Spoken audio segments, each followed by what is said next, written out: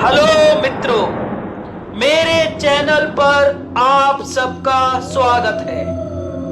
आज मैं आपको सीक्रेट डॉल का दूसरा एवं अंतिम भाग सुनाने जा रहा हूं, जो उस रहस्य से आज पर्दा उठा देगा। अगर आपने इसका पहला भाग नहीं देखा है तो वीडियो के नीचे डिस्क्रिप्शन बॉक्स में उसकी लिंक दी गई है।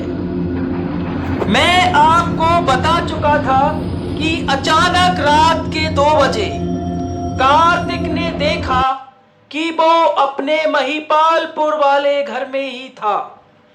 आखिर वो मैंगलोर से महिपालपुर कैसे आ गया, ये देखकर उसका पूरा शरीर डर के कारण कंपन करने लगा।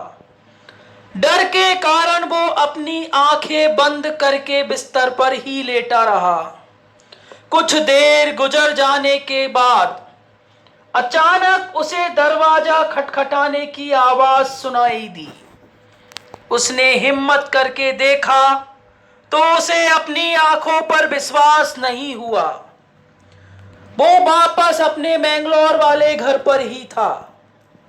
उसके परिवार का कोई सदस्य उसे बाहर से आवाज दे रहा था।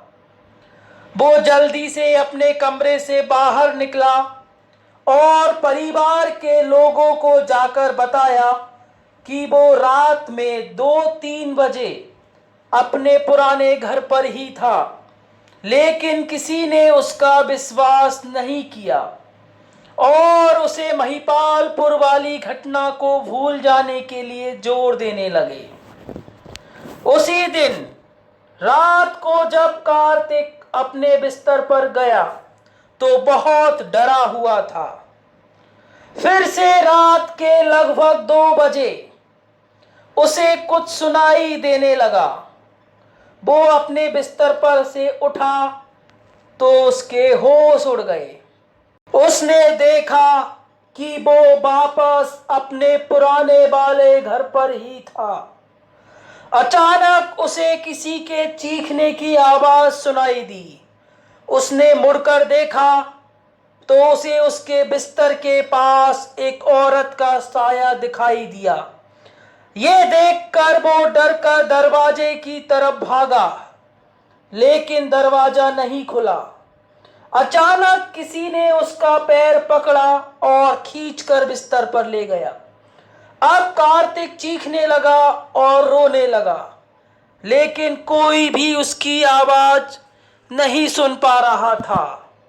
कुछ देर गुजर जाने के बाद उसे अपने किसी परिवार के सदस्य की आवाज सुनाई दी, जो दरवाजे के बाहर से उसे आवाज दे रहा था। उसने उठकर देखा तो सुबह हो चुकी थी। वो उठकर दरवाजे की तरफ भागा और परिवार के लोगों को सब कुछ बताने लगा कि किस तरह कोई उसका पैर खींचकर बिस्तर तक ले गया। तब परिवार के लोगों ने उसके पैरों को देखा तो दंग रह गए। उसके पैरों पर गहरे उंगलियों के निशान थे। उसके बाद परिवार के कुछ लोग उसे महिपालपुर लेकर चले गए। वहां जाकर कार्तिक के परिवार के लोगों ने कस्बे के लोगों से उस लड़की और गुड़िया के बारे में पूछा। कस्बे के लोगों ने बताया कि उस घर में कुछ लोगों ने आग लगा दी, जिसमें वो लड़की एक औरत के साथ रहती थी, लेकिन गुड़िया के बारे में किसी को कुछ भी नहीं पता। लोग बताते हैं कि वो औरत छोटे बच्चों को मारकर खून से उस गुड़िया को नहलाती थी। उसकी सारी शैतानी शक्ति उस गुड़िया के अंदर ही थी। उस समय एक साधु बाबा ने लोगों से उस गुड़िया को जला देने के लिए कहा, लेकिन वो गुड़िया किसी को नहीं मिली। उसके बाद लोगों ने उस घर में आग लगा दी। फिर कार्तिक और उसके परिवार वाले उस साधु बाबा के पास चले गए और उस घटना के बारे में बताया। तब साधु बाबा ने समझाया कि वो औरत अब एक शैतान की आत्मा है। उसकी शैतानी शक्ति उस गुड़िया के अंदर है। शायद वो कार्तिक के जरिए उस गुड़िया को पाना चाहती है। उस गुड़िया के बारे में केवल कार्तिक को पता है, इसलिए वो कार्तिक को नहीं छोड़ेगी। अब इसका केवल एक उपाय है, कार्तिक उस गुड़िया को लेकर उस घर में जाए और गुड़िया को जला दे।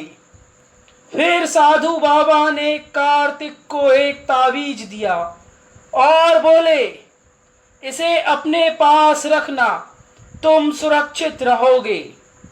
लगभग रात के 2 बजे कार्तिक साधु बाबा के निर्देशानुसार गुड़िया को लेकर उस घर में चला गया। वो डरते डरते उस घर में घुसा और उसने चिंकी को आवाज लगाई कि मैं तुम्हारी गुड़िया लेकर आ गया हूँ। कुछ देर बाद उसे एक औरत और एक लड़की का साया दिखाई दिया। वो औरत उसकी तरफ बढ़ने लगी। अब कार्तिक डर गया और अपना ताबीज ढूंढने लगा। उसे ताबीज नहीं मिला और वो अब डरकर कांपने लगा। तभी उसे साधु बाबा की बात याद आई और उसने अपने इष्ट देव को याद किया और बोलने लगा, जय हनुमान ज्ञान गुण सागर। बोलने के साथ साथ उसने गुड़िया को जलाने के लिए लाइटर निकाला।